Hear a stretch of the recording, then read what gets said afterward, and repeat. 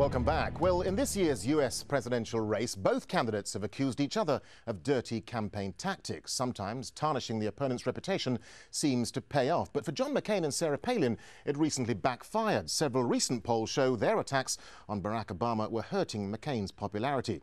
But direct attacks are not the only tactics candidates use. Others, like a free DVD that attacks radical Islam, is much more subtle. Mohammed Shakir has more. Produced by the right-wing Jewish American activist David Horowitz and sponsored by the pro-Israel Clarion Fund, the video provides a textbook example of how fear of Muslims can be used for political ends. The fund paid for an advertising campaign inserts in 70 newspapers in 10 key states, distributing 28 million copies of a documentary on radical Islam. They are all swing states where Obama and McCain's battle for the White House is close. The free DVD launches a ferocious attack on Islam, linking the religion to violence, murder, and terror. Rosa is an undecided North Carolina voter leaning towards Obama. She says she didn't find the documentary interesting.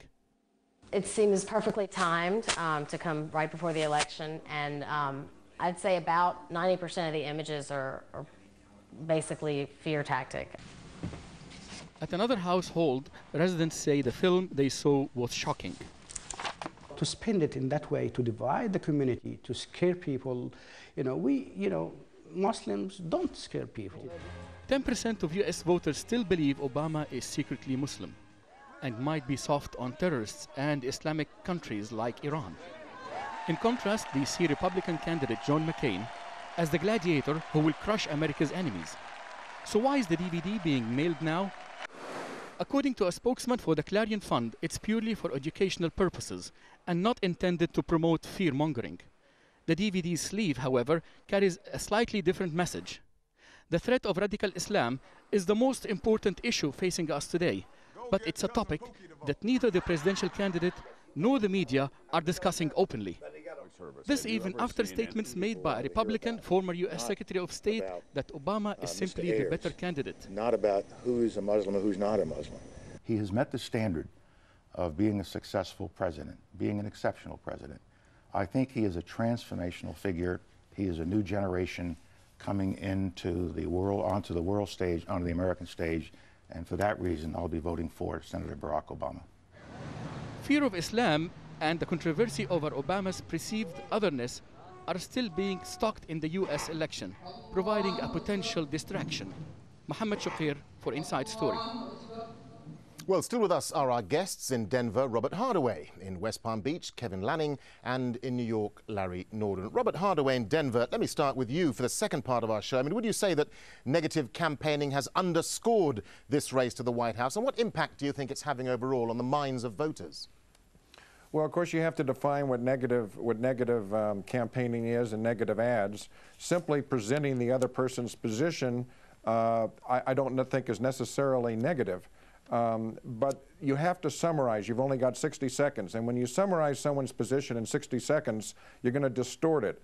And I think this is a problem across the United States in all other areas. I mean, when they're trying to sell you toothpaste or a candidate, trying to summarize something in 60 seconds is going to cause distortions. So it depends what you define as being a negative ad. Kevin Lanning in West Palm Beach, I mean, does this sort of DVD that we've just seen provide a potent distraction from the real issues? And what impact do you think it will have on a race if it's tight? Well, again, the premise of the election being tight, I simply don't think it's happening here. And that's not because John McCain has run a poor campaign. It's because of the facts of the electoral landscape. This is a very difficult campaign for any Republican to win. Barack Obama has done, for his part, he hasn't made a lot of mistakes. Both of your packages, both of your pieces today have been very insightful, I thought. And it pointed to the DVD, the second one. It mentioned the idea of Obama's otherness, and that a DVD like this could highlight his so-called otherness. One of the appeals of Barack Obama is that he does not come across as an other the way he has presented himself to the American people. He's a black man. He's also a white man. He is a man who succeeded. He's a man who speaks to many Americans. And for that reason, John McCain has had a very, very tough battle here. in this campaign.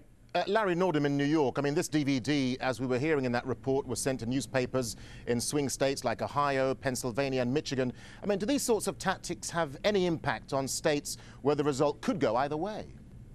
I don't know that we've seen any impact at this point. Certainly, there has been no lower turnout than in past elections. If anything, there's been more. We've had record turnout in key battleground states for early voting, which has already begun in a lot of places like North Carolina and Florida.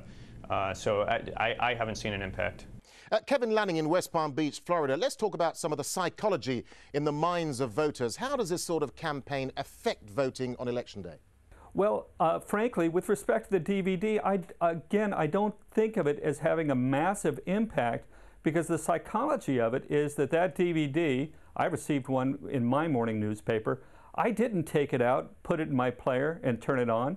I don't know anyone who did, quite frankly. It took a lot of time. It would have taken a lot of time and effort, apart from the content that was apparent from the sleeve.